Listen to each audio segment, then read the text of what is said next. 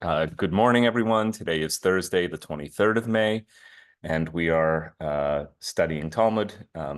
Let's begin with a bracha. Baruch atah Adonai Eloheinu melech haolam, asher kidshanu b'mitzvotav v'tzivanu la'asok b'divrei Torah. This morning's study is brought to us by the holiday of Shavuot, which is coming up in just a few weeks. We are presently counting the Omer, making that numerical bridge of 49 days, 7 weeks of days, to quote the Torah itself, from the night after the first full day of Pesach, all the way up until just before the Feast of First Fruits, or the Feast of Weeks, which is some of the biblical identities for this upcoming festival of Shavuot, meaning weeks, which will be observed beginning the night of June 11th and the day of June 12th. And if you're one of those diaspora Jews who is conservative, Orthodox, or just likes keeping extra days of festivals just because you can't get enough, also June 13th this year. We are counting the Omer from Pesach to Shavuot, as we discussed last week. And we looked into some of the aggadic lore, Aggadah being folklore, in the Gemara itself, in the Talmud, about the custom of counting the Omer, why the period of the Omer is a period of mourning or semi-mourning, on which weddings are traditionally restricted. We are presently, I believe, tonight will be the 31st day of the Omer. We have a little bit of a mini break from the morning to enjoy festivities on Saturday night on Lag BaOmer. Looking ahead then to Shavuot, because this will be our last session for a few weeks. I usually take a hiatus for the whole summer after Memorial Day, but we're coming back for 2 bonus sessions on June 20th and 27th. Our office will remind you of that, and it will be in the e-blast as well. But for now, we're gonna do a dive into some texts and traditions associated with Shavuot. So let us proceed. I have today is more like potpourri style. We'll do numerous short passages as opposed to a single or a couple long passages. So the first passage that I would like to bring up on screen is actually not Talmudic, it's biblical. Deuteronomy chapter 16. Which is one of 2 places in the Torah that advises on the proper way to observe this time of year. Deuteronomy 16, beginning at the very beginning of the chapter, just skimming here so that you get the setup. The other passage, by the way, being Leviticus chapter 23. This and that are 2 major passages in the Bible that talk about certain festivals. There are others as well, of course. So this passage begins with the observance of Pesach. You can even see that even if you've never heard of this thing called Abib, or as it is written in Hebrew, Aviv, meaning springtime, this is the biblical identification for the time of year in which the Pesach is offered, and that's right there after identifying the time of year. Observe the month of Aviv, and offer a Pesach Ladonai Elohecha, up here in the Hebrew. Because B'chodesh HaAviv, in the month of Aviv, Hotziacha Adonai Elohecha, God sent you out, like from Motzi Lechem Min Haaretz, brought you out, Mimitzrayim Laila, from Egypt at night. So it goes on to describe the Pesach, and if you're I'm just going to kind of like do a slow scroll so you can see there's sorry about that, there's the slaughtering of the spring lamb, and then there is the restriction on eating leaven, all of the things with which we associate Pesach. No leaven shall be found in your territory. And then a particularly Deuteronomic frame for observing the pilgrimage festivals. That is to say, these are pilgrimage festivals. You may not slaughter the Passover sacrifice in just any of the settlements that God is giving you, but rather at the one place where God will choose to establish the divine name. This, of course, is the way that the book of Deuteronomy refers to the temple in Jerusalem, but it has to do so obliquely because said temple was not built in the time of Moses. So the conceit of Deuteronomy, which is that this is Moses's kind of like farewell sermon to the Israelites before going up that mountain to the hereafter and appointing Joshua to succeed him and launch the military conquest of Canaan.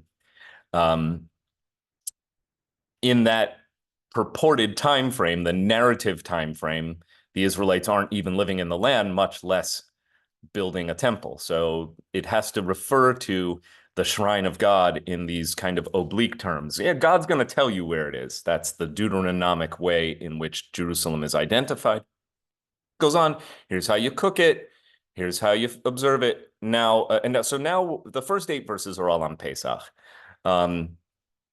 Eat unleavened bread 6 days, then hold a solemn gathering on the last day, the 7th.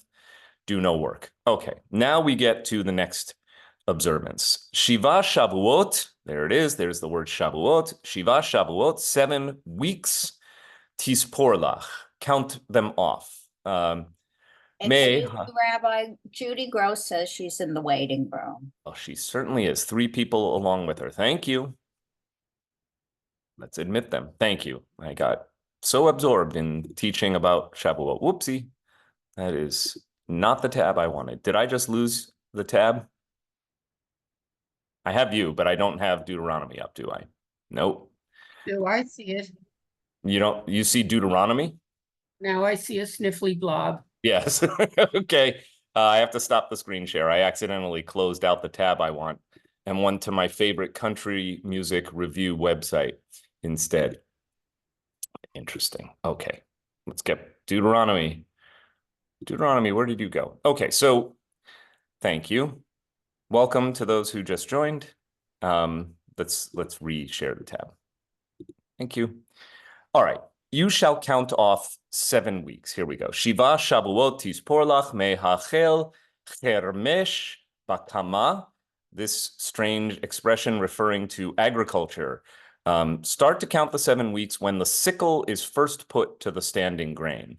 Tachel lispor Shiva Shavuot. And in fact, the syntax is inverted in the Hebrew, but this is the basic idea. That's when you should start counting these weeks. And then the asita chag Shavuot. You should make a chag of Shavuot, a feast of weeks. Ladonai Elohecha, for Adonai your God. And then just switching to the English, offering your free will contribution according as Adonai your God Adonai has blessed you. In other words, you give in accordance with your agricultural yield. So whatever you are able to give, that's what you bring up to the temple at the end of Shavuot. And continuing how the observance plays out, v'samachta, so be happy, have a simcha, v'samachta, lifnei Adonai Elohecha, in the presence of Adonai your God, ata, meaning you, uvincha, your son, uvitecha, women are included, your daughter, ve'avdecha, your slave, ve'amatecha, your lady slave, ve'halevi, the Levite, who does not have land, but the Levite is therefore explicitly included in the observance of Shavuot. Yes, even the non-land holding priestly tribe will observe Shavuot. Bisharecha, the Levites who live scattered throughout your territory within your settlements. Vihager, the stranger, in other words, the presumably the Israelite who is not a citizen, or maybe a non-Israelite sojourner. Vihayatom, meaning the orphan, the one who has no family. Ve'ha'almana, the widow, also one who has no family, but for different reasons. Asher bekirbecha, who resides with you. Bamakom, in the place, Asher yivchar Adonai Elohecha l'shaken shemosham. Again, that Deuteronomic way of referring to Jerusalem, in the place where God will choose to establish the divine name. Continuing with a little bit of the reasoning, V'zacharta ki eved hayita, remember that you were slaves in Egypt. Vishamarta, sorry, I can't see that. Vishamarta ve'asita, you should protect and observe et hachukim ha'ela, these laws. So that's the end of the passage. Diane. You have to unmute, please. Sorry. The passage you read just prior to this last one looked like it had cantillation or some sort of strange notation that the other passages don't seem to have.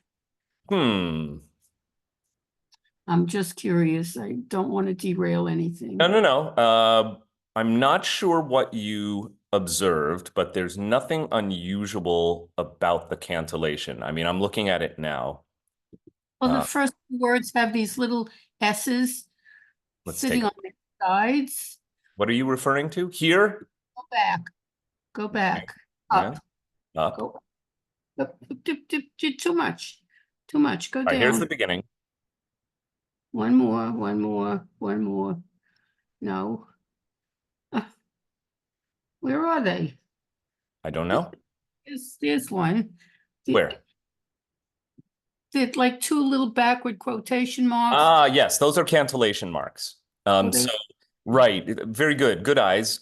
Obviously, these don't appear when we're studying Gemara because the Gemara is not chanted, but because this is Torah text, biblical text is notated with both the vowels. So for those of you who are reading the Hebrew, and then all of the traditional dots and squiggles that comprise the cantillation marks. That's exactly what those are. So those are just for the purpose of reading the text. Those are the Masoretic ta'ameh hamikra, literally the reading notations, or what we call trope, or what we call cantillation. And that's what lets me know that this passage here, for instance, is chanted ki im el hamakom asher yivchar Adonai Elohecha l'shaken shemo. Like I can decode the trope and give the proper cantillation. So fun. Okay. Thank you, Diane. So this is the essential description of Shavuot. This is what Shavuot is all about. What may interest you is that, kind of in distillation, according to the Torah, Shavuot is exclusively an agricultural festival. It doesn't even give us a particular narrative significance, right? All of the holidays have some kind of narrative significance that is ascribed to them, particularly the pilgrimage festivals. We know, for instance, that the Pesach, which also in this passage is described in strictly agricultural terms, it's the springtime festival of slaughtering the lamb, the Pesach offering, and refraining from eating leaven. So that, or refraining from even having leaven anywhere in your settlements, that is Pesach. Later or elsewhere, Pesach will be associated with the deliverance from Egypt, which is noted at the end of this passage, but that seems to be in connection with all of the spring festivals. It just says, remember that I liberated you from Egypt, so observe these festivals. Like, you have land now. You are masters of your own territory. You plant, you sow, you herd, you shepherd. And therefore, here are the observances, and they're all related to your agrarian way of life. Of course, Jews were not agrarian for our entire history, not even in antiquity. And as the Jewish community became urbanized, the narrative dimensions of these holidays began to rise in prominence. And so Shavuot, which is all about barley harvest and bringing up sheaves of grain to a temple, makes very little sense in a community that is A, not agrarian, and B, has no temple. So Shavuot will take on new identities the same way Sukkot will become associated not only with fall harvest, but also with the act of living in booths and temporary shelters, which is the narrative of the wilderness. Pesach will be associated with the narrative of the Exodus, and Shavuot will be associated with the thing that happened in between getting free from Egypt and having kind of dwelling for 40 years in the wilderness, which is making our way to Sinai in the first part of our journey out of Egypt. So Shavuot narratively is linked to the Sinai experience, to Matan Torah, to the receiving of Torah. Again, though, that is nowhere to be found in this passage. Now, if you jump to the next text chronologically in the Rabbinic period, the Mishnaic period, we're going to look at Mishnah Rosh Hashanah, chapter 1, Mishnah number 2. You will see a little bit more on the theme of Shavuot. We've actually looked at this. If you were studying Mishnah with us, I think we looked at this passage. I'm not sure, but nevertheless, it's worth looking at again. Okay, at 4 times of the year, the world is judged. Again, you want to see the Hebrew, be'arba'a prakim ha'olam nidon. Literally in 4, a perek is a section or a chapter. So in 4 sections, chapters, or times of the year is what is indicated here, the world is judged.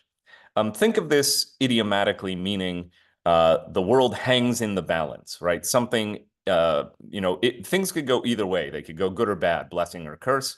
And of course, that is not in human hands. That is in the hands of the divine. The first being the Pesach al ha-tvua. So the world is judged at Pesach time with respect to produce, that which grows. So at Pesach time is going to determine, here it says specifically grain, but really tuvua means anything that the earth yields. Ba'atzeret, which is one of the many biblical names for Shavuot. Atzeret meaning the cessation, but many holidays are in Atzeret. The 8th day of Sukkot is an Atzeret. We know it as Shmini Atzeret, which means the Atzeret of the 8th day. Atzeret, again, just meaning cessation or stopping. And is marked by a Shabbat kind of observance, a full cessation from work, a day devoted exclusively to holiday observance. And also in the case of Shavuot, it marks the atzeret of the counting. It marks the stopping of the counting of the 7 weeks. Now that you've reached day 49 plus 1, you can have your feast. So it says on Shavuot, ba'atzeret, the world is judged al perot ha'ilan, on the fruit of the tree, right? Because only by mid-June or so in Eretz Yisrael will you have enough evidence whether or not your tree fruit is going to be a good crop or a bad crop or not a crop at all. And a lot of this speaks to the agrarian economy of the specific territory in question. Again, Eretz Yisrael, unlike Egypt and unlike Mesopotamia, Eretz Yisrael has no major freshwater source to irrigate the fields and produce a robust harvest. Therefore, Israelites, unlike their Near Eastern neighbors to the south and to the north, or to the south west and the northeast, were entirely dependent on rainfall. So if you really want to know a lot about like Israelite theology, psychology, civilization, you need to understand that the fundamental difference of not being dependent on a freshwater source, but rather dependent exclusively on rainfall, actually informs a lot about how Israelites evolved as a society. So the world does hang in the balance on all of these holidays. Pesach is the time when you determine if your grain is going to be good, bad, not there at all. Shavuot for tree fruit. And so yet another one of the names for Shavuot in the Jewish massive corpus of literature about these matters is Chag HaBikurim, the Feast of the First Fruits. Again, the idea being that the first fruits that your harvest will yield, in this case, tree fruit, is to be brought up as an offering to God at the temple.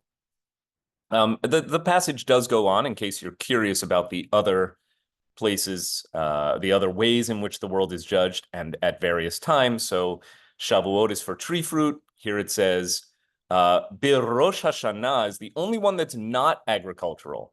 B'Rosh Hashanah, Kol Ba'e Ha'olam, anything that comes into the world, Ovrin Lefanav Kibei Maron, passes before him, of course, meaning God, like sheep, or like sheep, like the property of the shepherd. Shene'emar, as it is written in Tehillim Lag, which means the 33rd Psalm. Hayotzer Yachad Libam, the one who fashions all their hearts alike. Hamevin El Kol Ma'asehem, the one who understands their deeds, all of their deeds. So this is the only one that's not agricultural, and Rosh Hashanah indeed is not an agricultural festival. It's purely, we would call it spiritual. So all living things are judged on Rosh Hashanah according to their deeds, right? It's a holiday that has a lot to do with morality. Uvechag, and on the festival, notice no other description given here, that is Sukkot. Such an important festival that it needs no further identifier, just the holiday, Nidonin al Hamayim. The world is judged according to water. So the real theme of Sukkot is not only the harvest, it is specifically a petitionary festival for God to bring back the wet season, right? So Sukkot always falls on the cusp of the dry season and the wet season, the only two seasons in Eretz Yisrael. So 3 of the 4 times of the year are agricultural, Rosh Hashanah being the exception. Note well, this Mishnah is the second Mishnah in Tractate Rosh Hashanah. So the difference of Rosh Hashanah is noteworthy and falls where it does in the literature, as if to highlight, hey, folks, for the next 4 chapters of Mishnah, we're going to be talking about all things Rosh Hashanah. Rosh Hashanah is different from the other festivals of the year, as is Yom Kippur, by the way. Okay, Audrey. I was wondering about Yom Kippur, but the first question I had was, is there something in the Bible that says you should have dairy exclusively on Shavuot? There is something in Judaism that says you should eat dairy, cheesecake, blintzes, and whatnot, but it is not in the Bible. It appears for the first time in the late Middle Ages, and I found it yesterday, and if there's time before the end of class today, I will find it again, but I didn't flag it because it's a little bit off topic, and it's not Gemara, it's much, much later than the Talmud. So it's a medieval custom, and it even says some Jews enjoy dairy. And then I kind of said, I'm not going to read this for tomorrow, and serves me right because you're asking the question that now presently stumps me. But we'll come back to it. It is in there, and I know how to find it. Okay. But it's, again, much, much later. And when you distinguish Rosh Hashanah from the pilgrimage or agricultural holidays, I would have thought they talked that about judgment and moral, but I would have thought that would still be more on Yom Kippur. Say it again. Okay. You talked about, or the passage pointed out that Rosh Hashanah is not the same as the other agricultural holidays, and that it's more involves morals and ethics and judgment. And Right. I would have thought that would be more Yom Kippur. I always thought of Rosh Hashanah as the celebration of a new year. Well, there's a lot, again, all of the holidays' meanings, I think you're picking this up today, it's like a tell, not like in poker, not with 2 L's, a tell, which is the proper archaeological term for a layered mound. The deeper you go, the earlier the civilization you uncover. So there are all of these tells throughout Israel. Tel Aviv is so named because it was intended to be a kind of metaphorical or poetic reference to the storied history of Israel. So something very old and built up over time that you have to uncover. And then Aviv, the word we looked at today, which means springtime. So Tel Aviv, the old and the new, the ancient and the modern, was an intentional reference to one of Theodor Herzl's early works, a novel called Altneuland, which means, from the German, old new land. So Tel Aviv. So a tell is a layered thing, and similarly, our holidays are layered things stored up with meaning from successive, generations and even evolutions in Jewish civilization. Originally, it appears as if Rosh Hashanah, which falls on the first day of the month of Tishrei, which is not really a new year in any way other than spiritual, which it will take on great significance. It will become the marker point for when we flip the year. 5784 will become 5785 on sundown October 2nd, of 2024. But originally, the 10-day period between Rosh Hashanah and Yom Kippur was intended to be a purification ritual for the altar, which would go into high gear, heavy duty mode throughout the 8 days of Sukkot and Shmini Atzeret. Sukkot being the big festival of the year, Hechag, as we just looked at, the festival, is marked by more sacrifices and offerings day to day than any other time of year in ancient Israelite religion. So originally, Rosh Hashanah and Yom Kippur, Rosh Hashanah through Yom Kippur was just an altar purification festival. And again, that doesn't make a whole lot of sense in a world where the temple has been destroyed by the Romans or the Babylonians and then the Romans. Eventually, Rosh Hashanah and Yom Kippur will evolve so that Rosh Hashanah inaugurates a period of purification and Yom Kippur completes the period of purification, but instead of a physical sacrificial altar, the altar, in quotation marks, that is being purified is the human soul, or the Jew, the person who participates in these rituals. It's about purifying yourself for celebrating. But again, it's all a big lead up to Sukkot. Sukkot only over great amounts of time of Jews living mostly in urban areas does Sukkot recede as the most important holiday of the year to be replaced by Rosh Hashanah and Yom Kippur. Okay, thank you. Welcome. Yeah, Cantor Kleiman is thinking of offering like a deep dive into the Jewish calendar next year. She's actually quite an expert in calendar, so stay tuned. There might be some other adult learning on this subject on offer. I recognize this is not necessarily like stuff they teach you in religious school. Meanwhile, while you were talking, I was clever and I found the dairy thing. So it's Shulchan Aruch. So we're talking like 15th, 16th century. It says it is prohibited to fast immediately after the holiday of Shavuot. The Ramah, who's a commentator on the Shulchan Aruch, says, and we do not say Tachanun, penitential prayers, from the beginning of Rosh Chodesh Sivan, that's the month in which Shavuot is observed, until the 8th day, which is the day after Shavuot is observed, which is after the post-holiday day. We have the custom to spread out plants on Shavuot in the synagogue and in houses as a memory for the happiness of receiving the Torah. These are all like interesting customs that I know nothing about. We have a custom everywhere to eat dairy food on the first day of Shavuot.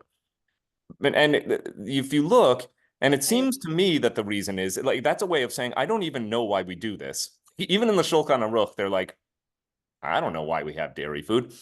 Maybe he's saying it is like the two foods that are taken on the evening of Pesach.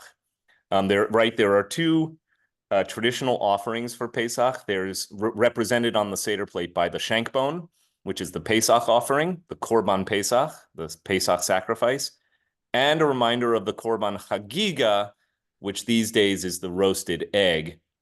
So too, we eat dairy food. Well, okay. That makes very little sense to me. He's saying, yeah, we have traditional foods. Later interpretation, and that's why I didn't give it as the answer, but most rabbis will tell you, oh, it's because we want the experience of Shavuot to remind us of the land of milk and honey. So we eat sweet dairy foods. And I'm like, maybe. I'm not buying it, particularly since my Bible professor, Rabbi David Aaron, teaches that the land flowing with milk and honey does not actually mean milk and honey. It means chalav, which is usually translated as milk, is actually animal fat. And devash, which is usually translated honey, is actually date honey, not bee honey. So he says we should be translating it as a land flowing with fat and sap. You know, no one's going to buy that, but there you go. Okay. Yeah. All right. So now, having looked at the agricultural roots of Shavuot, we proceed. So what I'm going to do here is bring up the next text, which comes from Tractate Pesachim, which we've been, of course, looking at a lot this semester. See if I can find it easily. All right. I made a note here that I want 68b. So Talmud, Pesachim, I'm on my my Safario window here on my other tab. 68b. Okay. All right. So we have to, and what passage specifically? 8. All right. Good.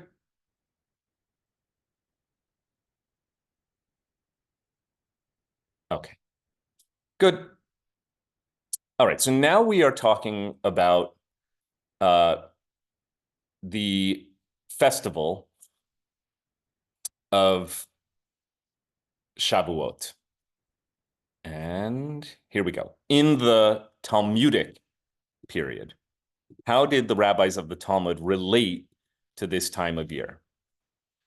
Okay, Ditanya, meaning a Mishnaic era teaching, known as a baraita, as it will say in the text. Oh, every time I highlight text, that's the one thing I don't like about Safari. It's very hard to highlight text and then not have your windows go wobbly.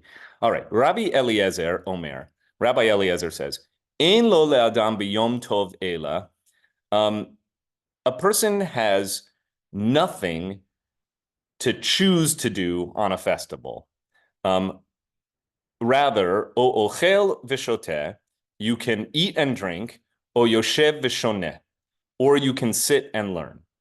So the idea of this festival in particular is you should eat and drink and sit and learn, and those are your choices.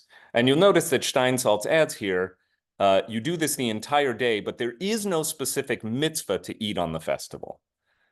So there's, unlike Pesach, for instance, where there are specific mitzvot, you must eat the unleavened bread. You must taste the bitter herb.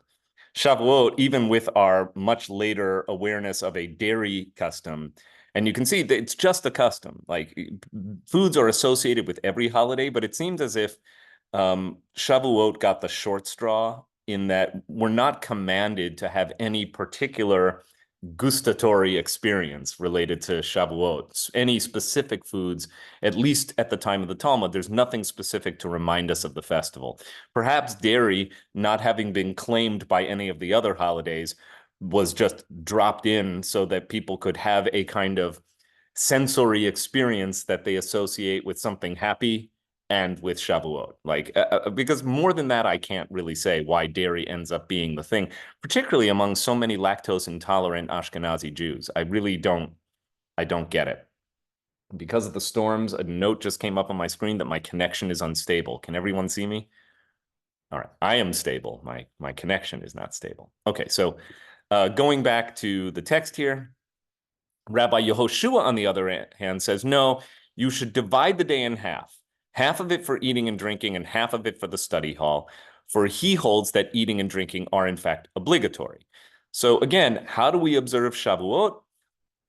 At this point, clearly we have an association that Shavuot is about study, and then recognizing that it is a chag, and the word chag actually means feast. There's a machloket, there's a dispute here about, is the eating and drinking of this festival customary or obligatory? Moving on. Rabbi Yochanan said both of them derived their opinions from the same verse. In other words, both of them were addressing the same textual difficulty, but resolving it in different ways. Here are the verses that they're looking at. One we actually just looked at this morning. One verse says, it shall be an assembly for the Lord your God, you shall do no labor, from Deuteronomy 16:8, which indicates that the day is set aside for divine service. Another verse says, it shall be an assembly for you, you shall do no servile labor, which is from Numbers chapter 29:35, which indicates a celebratory assembly for the Jewish people.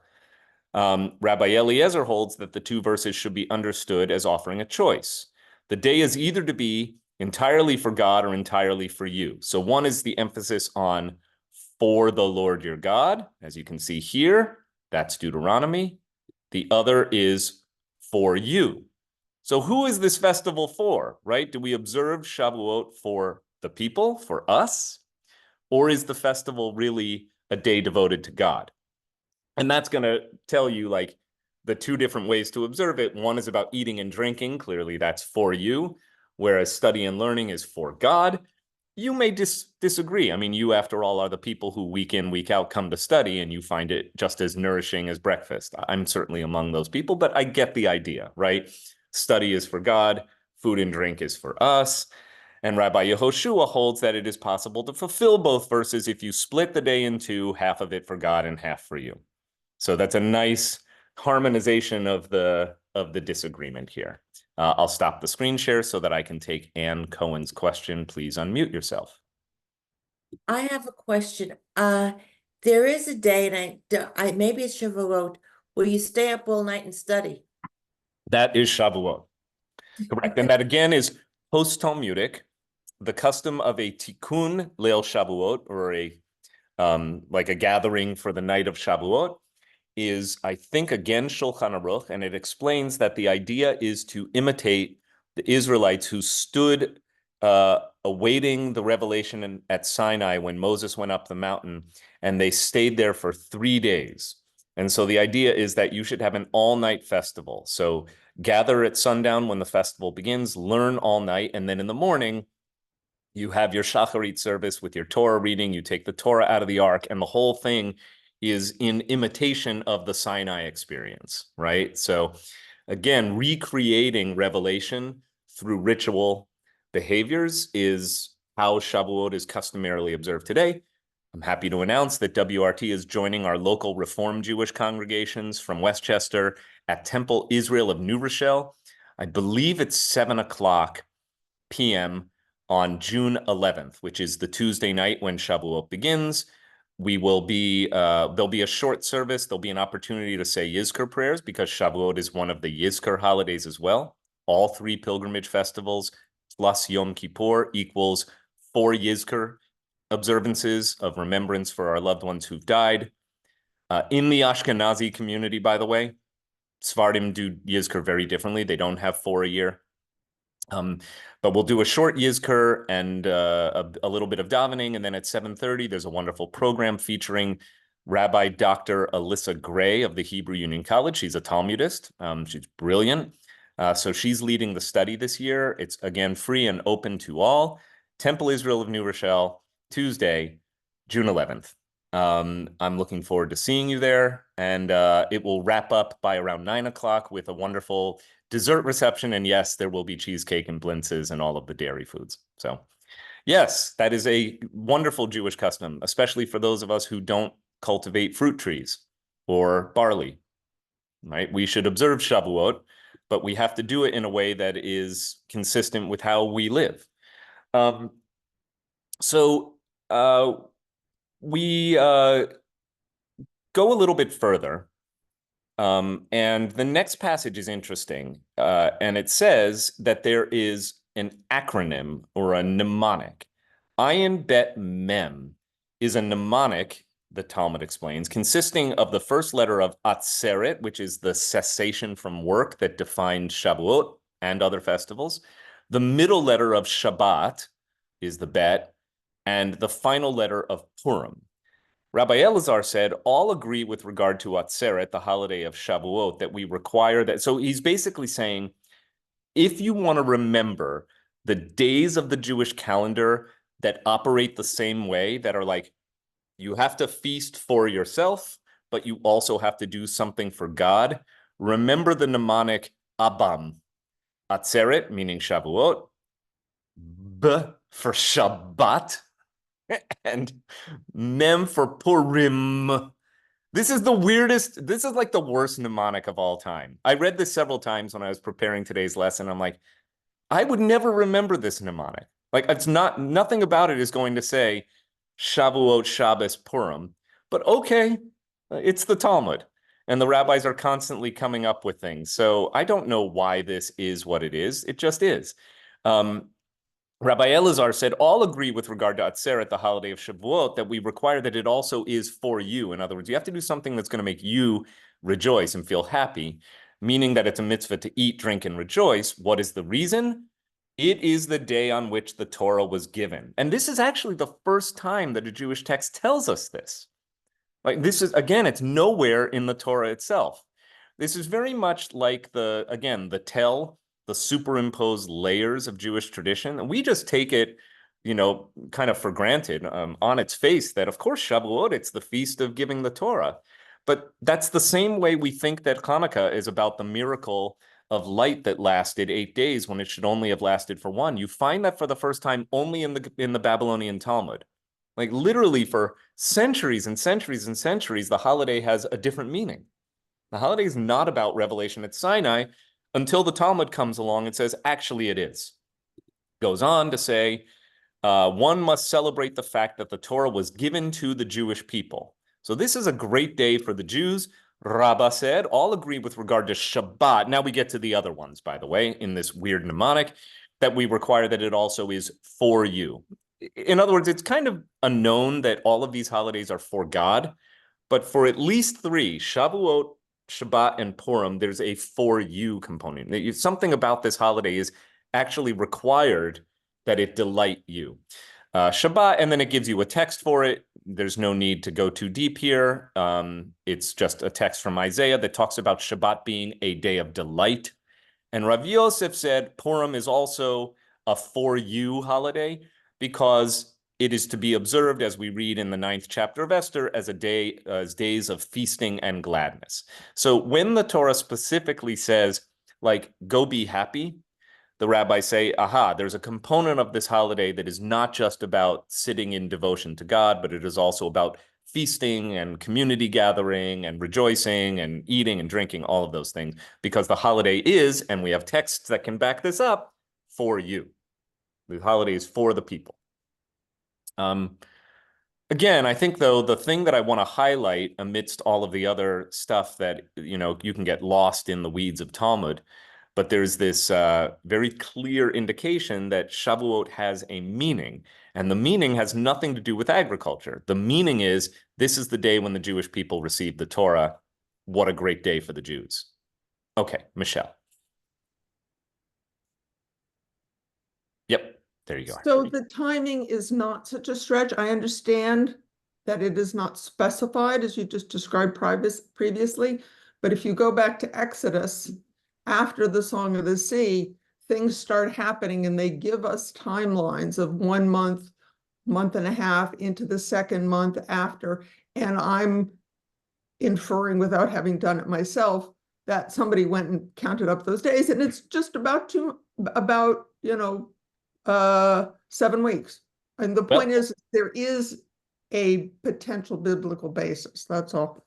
And so good is that segue that I'm going to use it to bring up the next text. So thank you, Michelle. That was exactly what I needed someone to say. Because here we are looking at, I've jumped to Tractate Shabbat, 86b, paragraph 5. Again, I told you today was a potpourri, so I didn't show you. I had some of these tabs up on my screen already.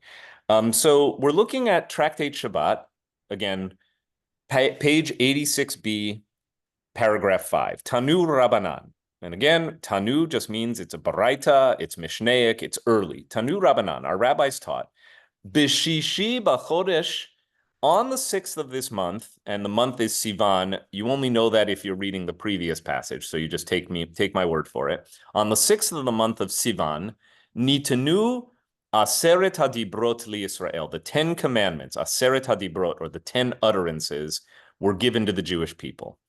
So it gives us an actual calendar day. How do we get that? I'm going to skip to the English.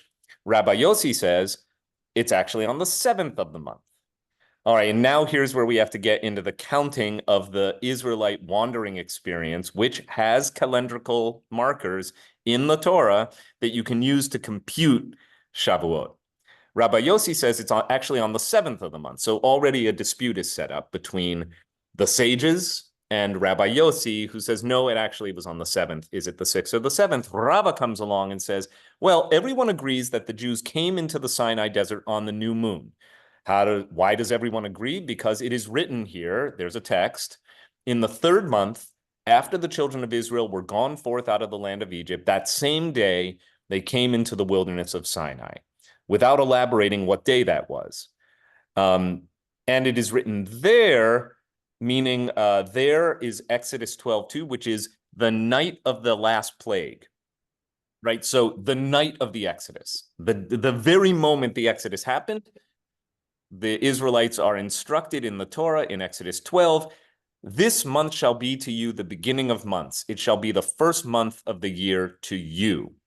So they're basically saying, look, day one of Jewish calendar is the night we went free from Egypt, right? That's in today's world, that's 1 Nisan.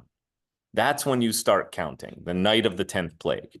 Though you don't observe the Pesach for another 2 weeks. You wait for the full moon of the month of Nisan. Bringing the text back up onto the screen. Just as there, the term this, zeh, is the Hebrew this, which indicates something, refers to the new moon. Indicate meaning you're actually, well, I should go like this. You're pointing to the new moon, right? Even though the new moon is invisible. You're pointing to the sky and saying, aha, we have a sign that the new moon is here, that it is time to start counting our Exodus experience. So to here, whenever you have this word zeh, the term refers to the new moon. And similarly, everyone agrees that the Torah was given to the Jewish people on a Shabbat. How do we know that? Because it was written in Exodus 20. Remember the Shabbat day to keep it holy, which is, that's a funny interpretation, but they're basically saying that proves that this happened on a Shabbat. And it is written there, Moses said to the people, remember this day in which you came out from Egypt, out of the house of bondage, for by strength of the hand of the Lord brought you out from this place, there shall be no leaven eaten. Just as there, the mitzvah of remembrance was commanded on the very day of the Exodus, so too here, the mitzvah of remembrance was commanded on the very day of Shabbat. Okay, we're getting a little bit in the weeds here. And now it goes on, I'll just read the rest of the passage. Where Rabbi Yosei and the sages disagree is with regard to the determination of the month, meaning which day of the week was established as the new moon. Yossi held the new moon was established on the first day of the week, and on the first day of the week, God did not say anything to them due to the weariness caused by the journey. On the second day of the week, God said to them, you shall be to me a kingdom of priests and a holy nation. These are the words you shall speak to the children of Israel. In other words, look, big picture, and you can see they keep going on. Every day of the journey is interpolated, or I would say mapped onto the Rabbinic Jewish calendar, right? So what the rabbis are doing is they're kind of retroactively imposing their calendar, the default Jewish calendar, onto the biblical narrative so that there's a biblical association or a biblical something that's happening in the Torah narrative of the Exodus from Egypt that then has is like paper clipped to a specific day of the Jewish calendar. That's what's happening in this passage here. I'll stop the share. I'll let my dad ask his question, and then we'll move forward. Conveniently omitted from any of this is what happened 10 minutes after Moses came down the mountain carrying the 10 Commandments. Yeah, none of that is in here. That is an ignominious episode that is relegated to the back part of the book of Exodus, hoping that you'll just skip over it. That's not really true. But the idea of the breaching of faith with the golden calf, none of that is referenced in the Shavuot story. The Shavuot story conveniently overlooks it and makes it clear that just we went free from Egypt, we came to Sinai, we got the Torah, hooray. You know, victors get to write the history, and the rabbis want to make it clear that the story of receiving the Torah is the important one here, not the breaking of faith.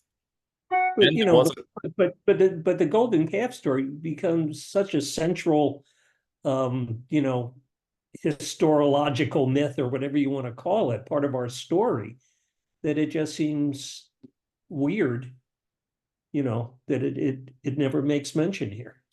You know, it's funny. The only holiday that makes mention of the golden calf story, and it's oblique at that, is I believe no, I'm not even sure. I have to go back and check. I want to say that it's on Yom Kippur when Moses begs God to forgive the people, and God says, I will forgive as you have asked. We declare that just after we sing Kol Nidre. Right, that right after you take the Torahs out, you sing Kol Nidre, you put the Torahs back, And then there's this passage, Vayomer Adonai, Salachti kidvarecha, like God said, I forgive as you have asked. Which is amazing. Like the people are asking for forgiveness, and God says, yes, I assent. I give you forgiveness. So again, my point being that the forgiveness is remembered, the transgression less so. Okay. Yeah, I'm sort of like, hey, don't bring that up. It's my festival. The emphasis is on the recovenanting and not the breaking of the covenant. But you're right. It's a glaring omission. I'm going to make a motion for Golden Calf Day, where we can be reminded how precarious our, it could have gone the other way. We could have all been destroyed, which is what God wanted to do. God said, no, Moses, I'm sick of these people. They can't hold faith they can't, pay attention for even 40 days. I'm going to destroy them and make you, Moses, into a great nation. Moses said, no, bad idea. Please forgive. Okay. So the next passage I'd like to look at takes us a little bit further on into the same basic part of the Talmud. So I'm just skipping a little bit here. We've been in 86b and 87a. And again, oh, wait, just so you know, Dad, in case it's reassuring to you, it's not omitted entirely in the Talmud. I'll show it to you just because I was scanning forward and I spotted it. So this continues directly where we left off, right? We just finished 86b, tracking the days of the Jewish calendar in biblical time to the narrative. Going on here, the third day of the week, God was setting boundaries around Mount Sinai. The fourth day of the week, this is all the week being the week they left Egypt. The husband and wives separated from one another, of the third month, rather. Sorry, they're saying it's the third month. Oh, God, there go the balloons. It's the third month, the first week of the month. And every day that the Israelites were gathering around Sinai, something important in the narrative happened. So the rabbis are saying each one of these days is significant. On the fourth day of the week, the husbands and wives separated from one another. The second day of the week, the new moon was established. They're arguing about all of this. The fourth day of the week, God said the mitzvah of setting boundaries. The fifth day of the week, the husband and wife separated. There's disagreement. Okay, moving on. I want you to see here, God added a day where the wives and the husband should be separated before the revelation at Sinai based on Moses' own perception. In other words, Moses didn't need God to command it. He just did it on his own. Moses himself totally separated from his wife. And then he broke the tablets following the sin of the golden calf. And it's very, very easy to get completely befuddled when you're reading Talmud passages like this. It is Talmud. I mean, this is how you can see they're still dithering over this one issue. Now we actually get to it. I think we should pause here to look at it, even though I didn't prepare this passage ahead of time. But what they're trying to do, big picture, is every day of the first week of the third month, which is going to be Shavuot, every day leading up to that week, something happened in the Israelites' journey that you can actually see in the Torah. But even the rabbis aren't sure of which day what happened, okay? It goes on to say here, let's take a look at this. Moses broke the tablets following the sin of the golden calf. What source did Moses interpret that led him to do so? In other words, where does Moses get off doing this? How was Moses authorized to break the tablets written with the very finger of God? Moses said, with regard to the Pesach, the Paschal Lamb, which is only one of 613 mitzvot, the Torah stated, and God said to Moses and Aaron, this is the ordinance of the Paschal offering. No alien shall eat of it, which refers not only to Gentiles, but to apostate Jews as well. Regarding the tablets, which represented the entire Torah, and Israel at that moment were apostates, right? They had broken faith by worshiping the golden calf. As they were worshiping the calf, all the more so are they not worthy of receiving the Torah. Okay, you follow the logic? Moses intuited that if a Gentile and an apostate Jew is not eligible to eat the Pesach, and that's only one mitzvah out of 613, all the more so when the Israelites categorically violated the Torah by worshiping the golden calf. They broke, several of the 10 commandments, especially thou shalt have no other gods before me. Moses was all the more justified to infer from this that God would have preferred that he break the tablets rather than, the tablets being a false document devoid of meaning, because the community was not worthy of receiving them, having committed the grave sin of apostasy. But that's the logic here. Again, we don't commemorate this in the festival, but at least the Talmud gives it mention. I appreciate that it's not unmentioned here. Audrey and Anne, please.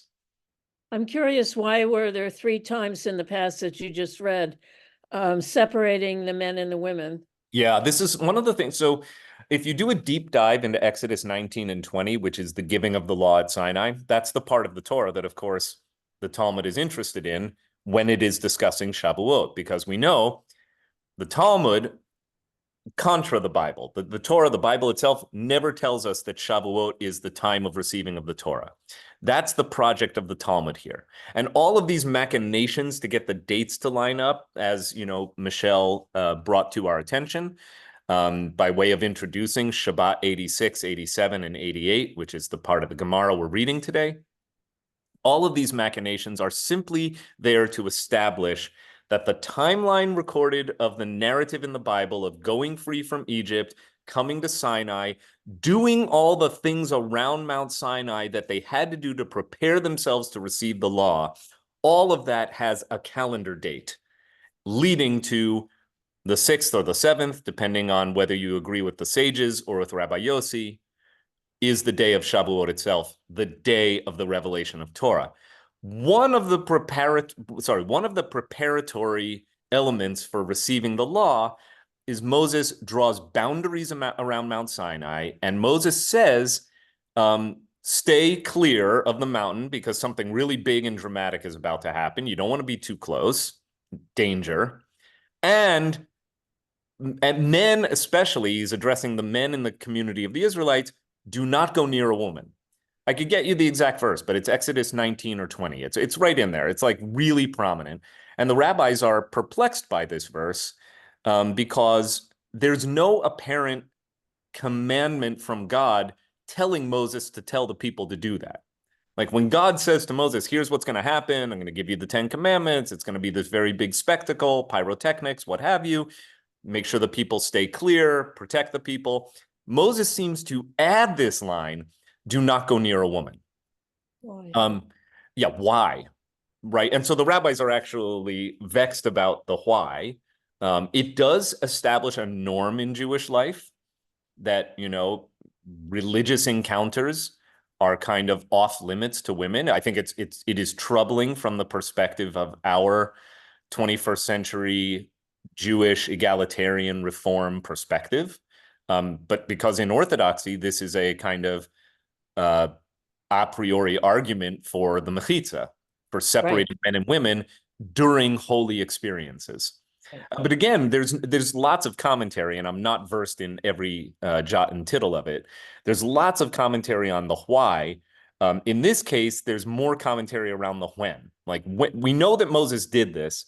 When did he do it? And then there are commentaries around under what authority did Moses establish this principle? And the rabbis, of course, are going to come down and justify it.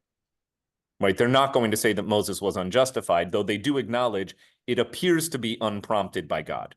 So this additional, but there are all sorts of examples in Jewish life where Moses is venerated by the rabbis precisely because Moses legislates around the Torah.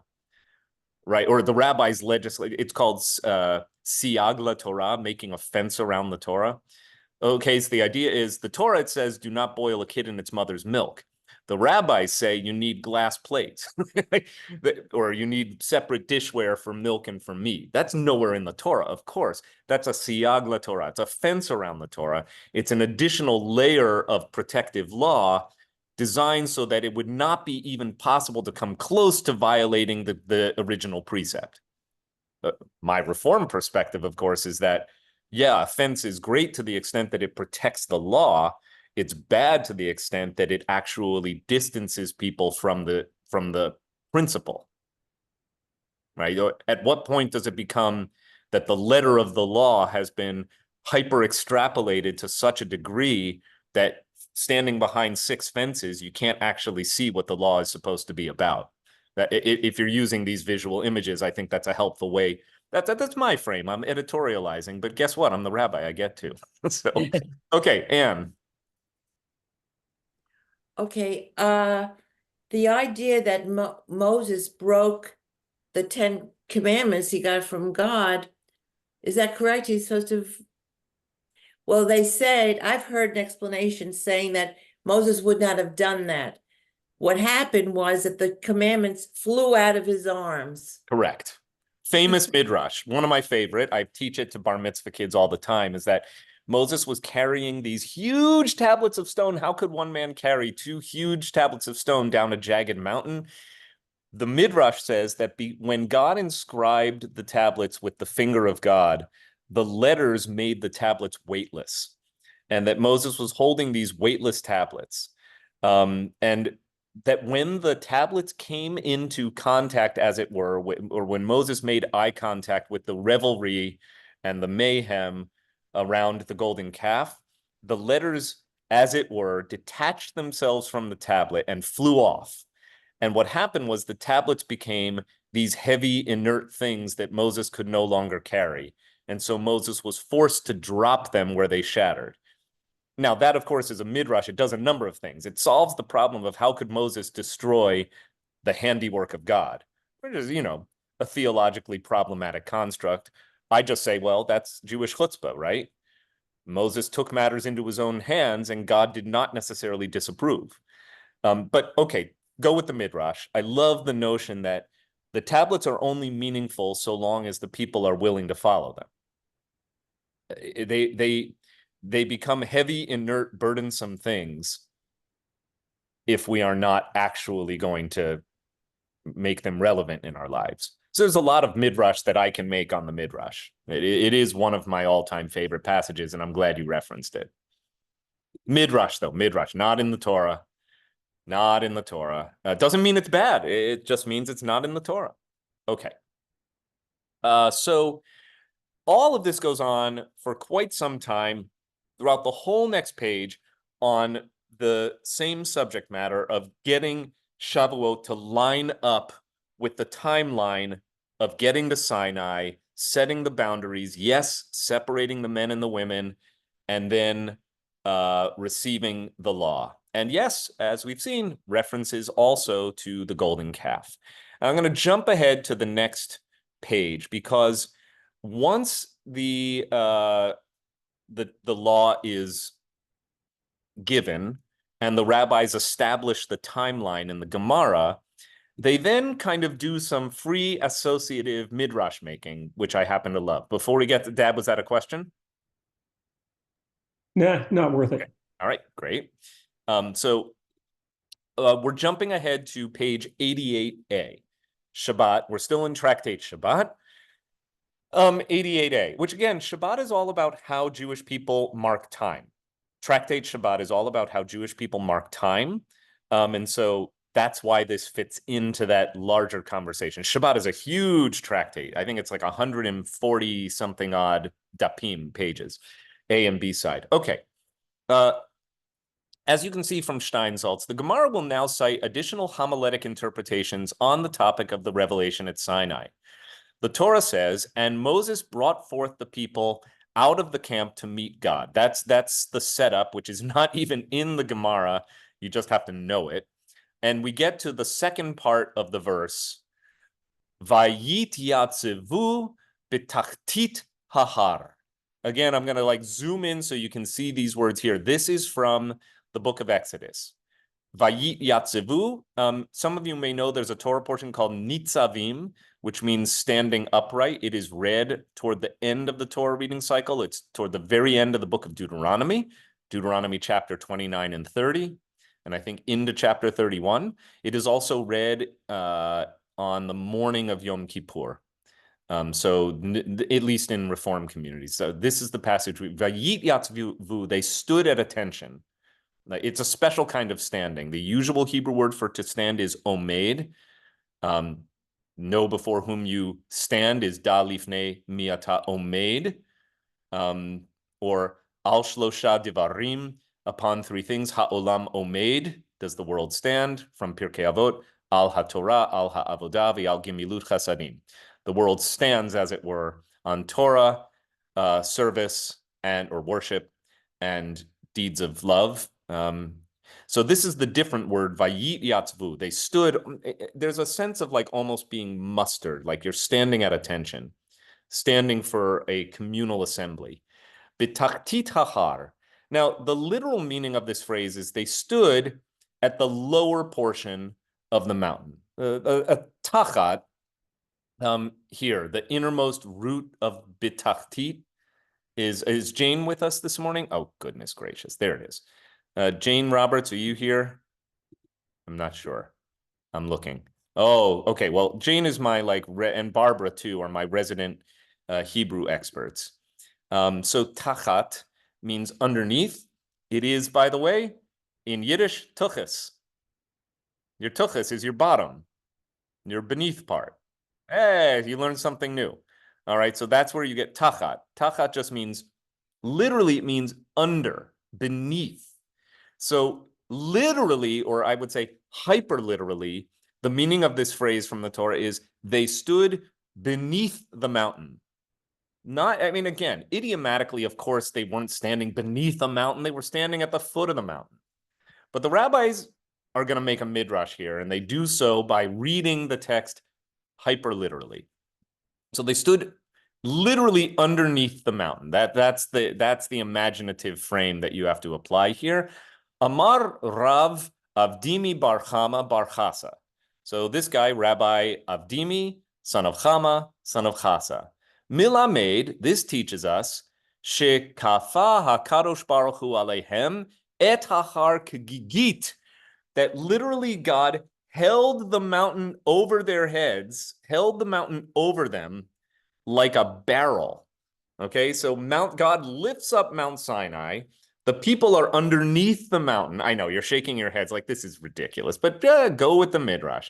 V'amar lahem, and God said to them, Im atem mekablim haTorah mutav. So if you accept the Torah, great, from tov, that's good. If you accept the Torah, that's good. Ve'im lav, but if you do not, sham tehei kvuratchem. Here shall be your graves. All right, so we're going to talk about the meaning of this. This is a very famous aggadah.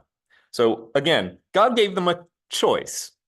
Either you accept the Torah, well and good, or if not, that's the end. Amar Rav Acha bar Yaakov. So then Rav Acha bar Yaakov steps in and he says, Mikan, from here, from this passage, Moda'ar Rabba Le'oraita. All right, and again, I want to show you how they translate it here.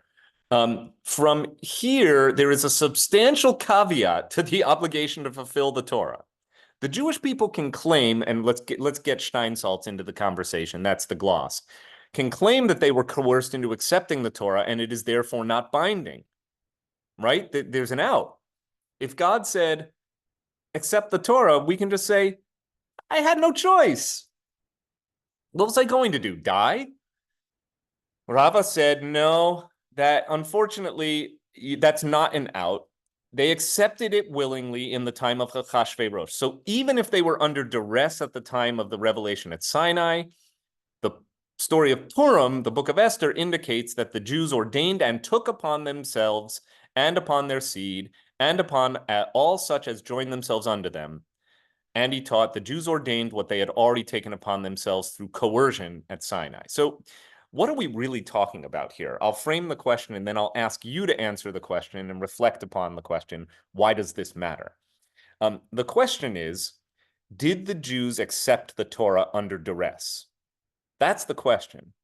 And basically the opinion is no, because even if they did at the time of the covenant at Sinai, later, much, much later, centuries later, in the time of Achashverosh and the Purim story, after we were almost genocidally wiped out, we said, we take it upon ourselves And the rabbi says, what were they taking upon themselves? Not merely to observe Purim, which is the kind of literal reading of the 9th chapter of Esther, that the Jews ordained and took it upon themselves, bracket, to observe Purim year after year.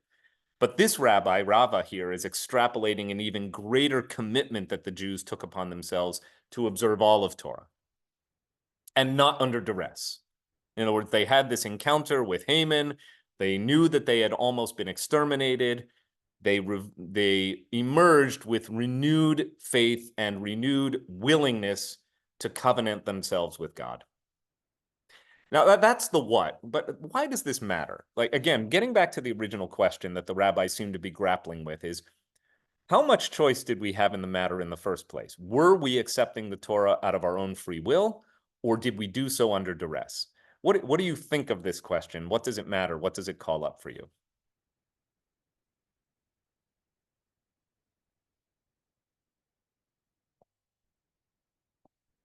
And what does it all have to do with Shavuot too, Mom and Dad? Yeah.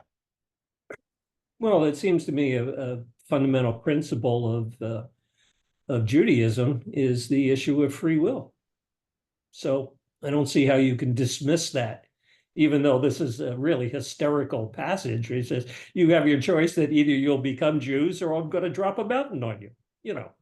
Mm-hmm. But I would say it seems fundamental to the process of developing a Jewish nation that there always be the concept of acceptance through free will. I agree. And it's one reason why I would say, like, I'm not sure I'm down with the message of this Gemara, of this Aggadah. I love this folkloric bit. I'm just not sure that it speaks to my theology, because I so believe in choice as an essential component of Judaism. Therefore, I'm a Reformed Jew. Like, informed choice, and informed is a really big part of the equation for me. Like, you know, not knowing does not excuse you from your obligation vis-a-vis your tradition. So, and you know, look, what can I say? I'm not going to, anyone who comes to me, anyone to whom my reach might extend, Jewishly speaking, as a rabbi, vis-a-vis a congregant, potential congregant, and just a, you know, a traveler on the road who might want something to do with the Jewish tradition or the Jewish people, I view it as my obligation as a rabbi to extend a welcome embrace and an outstretched arm, and not to push people away. I think we do a plenty good job of drawing boundaries that can be so high that people find Judaism less or even unapproachable. But for me, outreach to the less affiliated, the unaffiliated, is a core component of my rabbinate. But having said that, at the end of the day, it's up to you, right? I don't believe in religious observance through coercion. You know, I think that is a Jewish notion too. We are generally throughout Jewish history not an evangelical tradition, not a you know, trying to make a whole bunch of proselytes. Generally, you have to come to it and choose it of your own free will. And that means you choose to join the covenant. The covenant is not, you know, your hand was not held, your signature was not forced. You chose this. And I think that is the dominant strain. But the idea here, I think that the rabbis want to say, is that the original Jews may not have had the choice, particularly after their waywardness with the golden calf. God might have just said, I'm not actually giving you a choice here. The hands in order will be Ed and Kristen, then Arlene, and then Anne. Okay. Oh, Arlene, you're second. So Ed and Kristen, go first. I'll take Gary and Kristen. Oh, Gary and Kristen. I know this, by the way. So even if the question I have, even if there was coercion at Sinai, the children and grandchildren of those who were at Sinai hadn't been at Sinai. If they were Jewish, weren't they making their own choice? I mean, do you have to wait until centuries later to construct a time of free will? I am so glad that you asked that question. I believe, okay, I need to find it. It's somewhere in my study notes that the Yeah, this is in there. I'm just trying to find it, and I'm not sure that I flagged the passage. The answer is the Torah itself, and this gets quoted in the Gemara, will say, when we get to the book of Deuteronomy, and I can more easily call up the verse from Deuteronomy. So let me do that, Ed, while I'm Gary, Kristen, sorry. I've only known you for 21 years. Ed actually told me to ask this question. So. And all of your family members. And okay, anyway. It's the beginning of Deuteronomy 5. It's also, yeah, but it's also in Deuteronomy 29. It's the passage we read it's Nitzavim. So just give me one second. Okay, so here we go. Deuteronomy 29, verse 9. I found it. So the passage is, you stand this day. This is the kind of like final solemnization ceremony of the covenant when Moses, it's not at Sinai, though.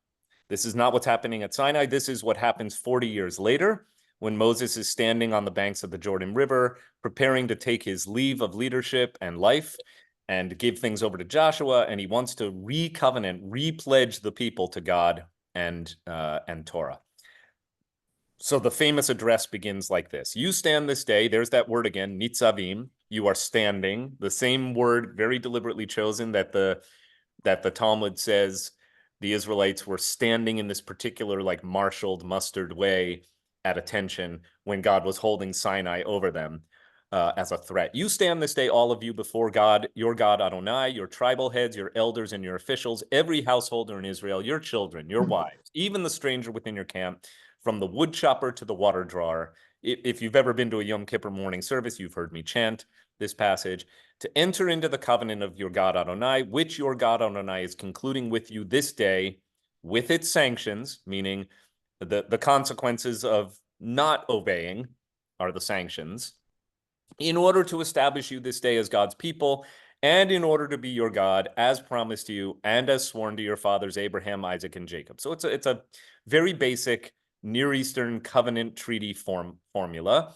I make this covenant, here's the relevant verse, Gary, with its sanctions, not with you alone, but both with those who are standing here with us this day before our God Adonai, and with those who are not with us here this day.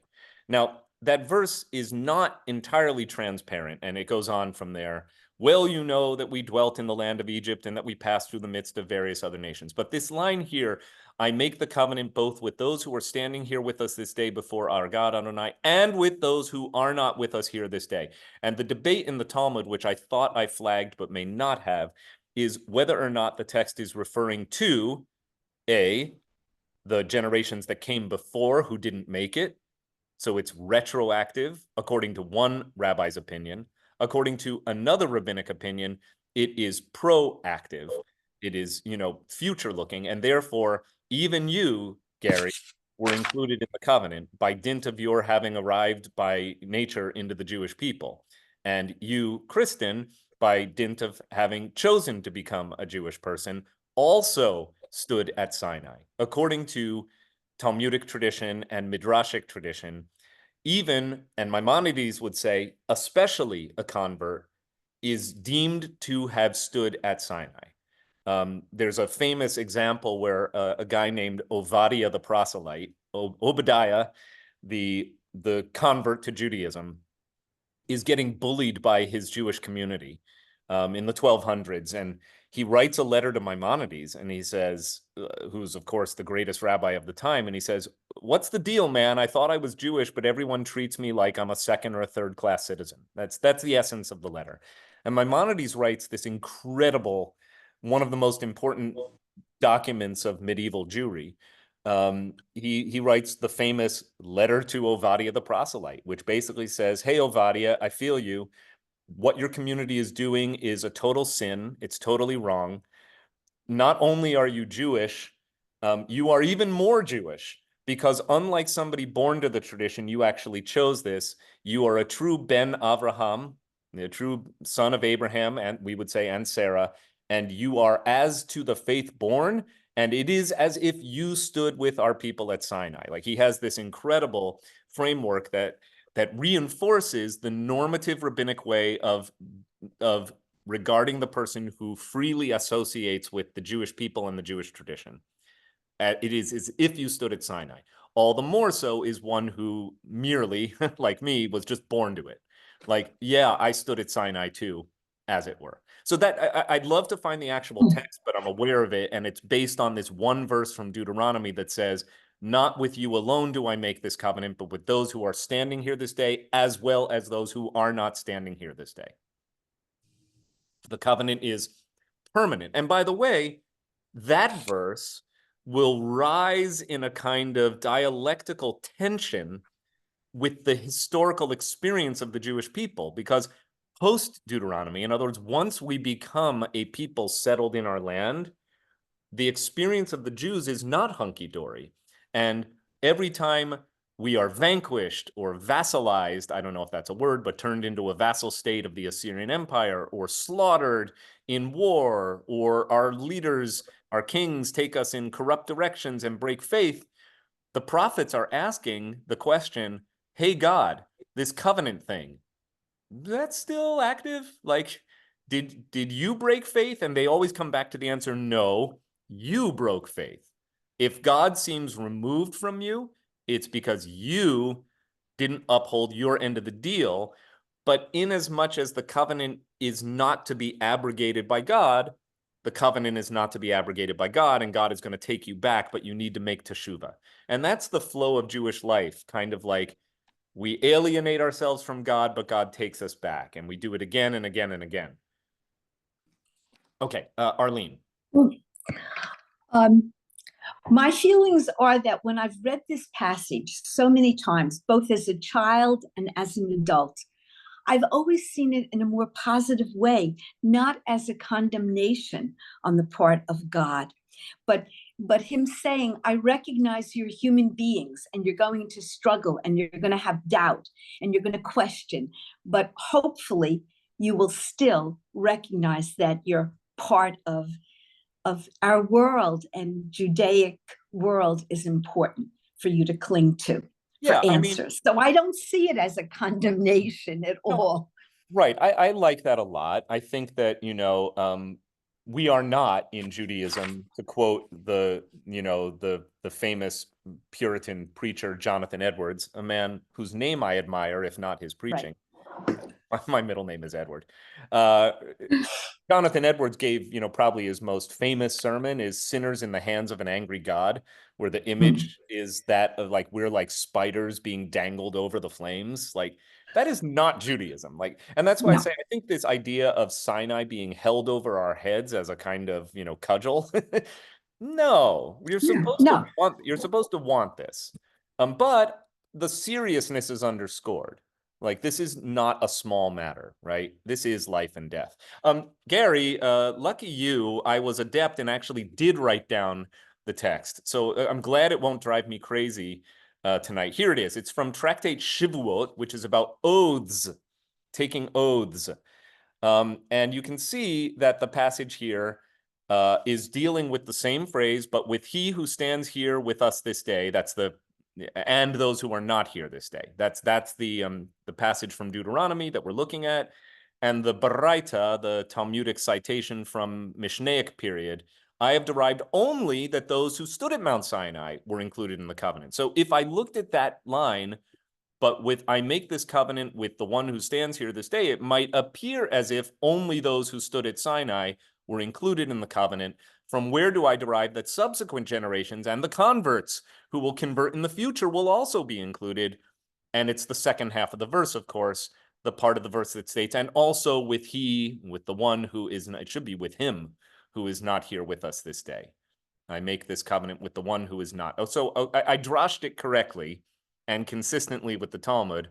And now we have the citation. It's from Tractate Shavuot, meaning oaths, 39a.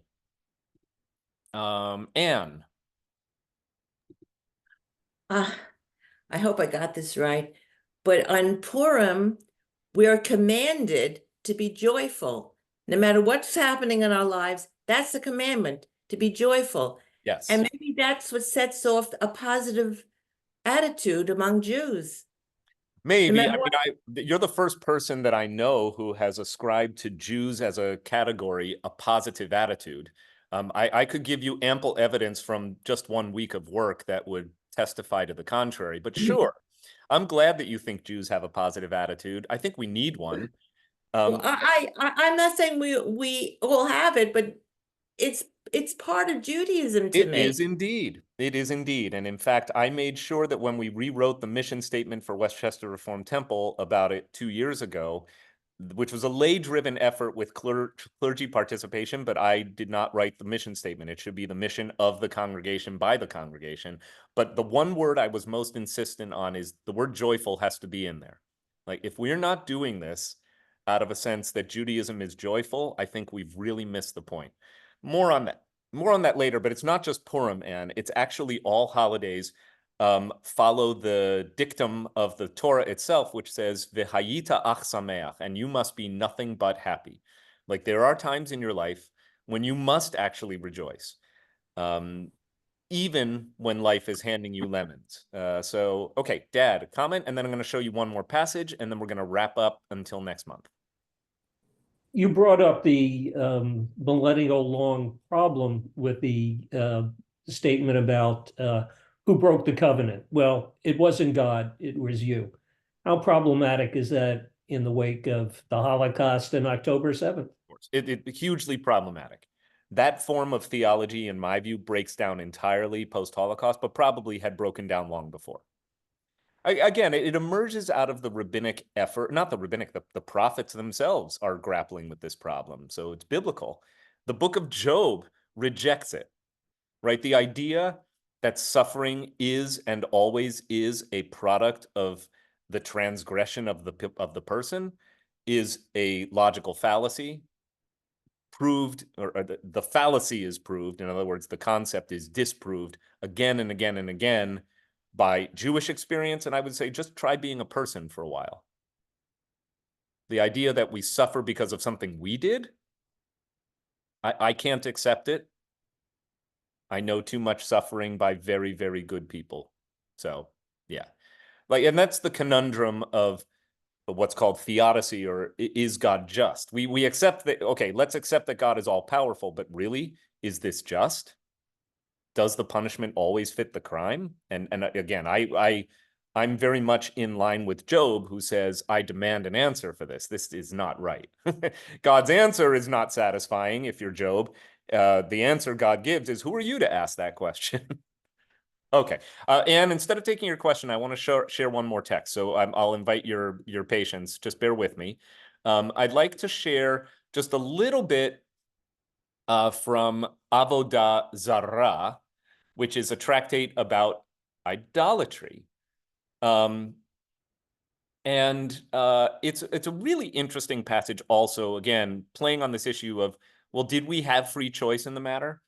So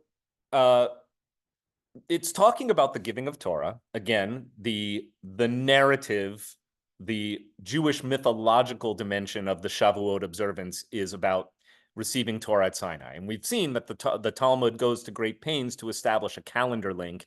And again, I view all of this as emerging out of an evolution of Jews away from agrarian life to urbanized and exilic life. If you can't plant fields and own land, which was the condition of most Jews for most of diaspora history, you can study Torah. There are still ways you can relate to your festivals, even if you're not a farmer, a shepherd, or a livestock herder, a rancher. But you have to reimagine the purpose of the holidays.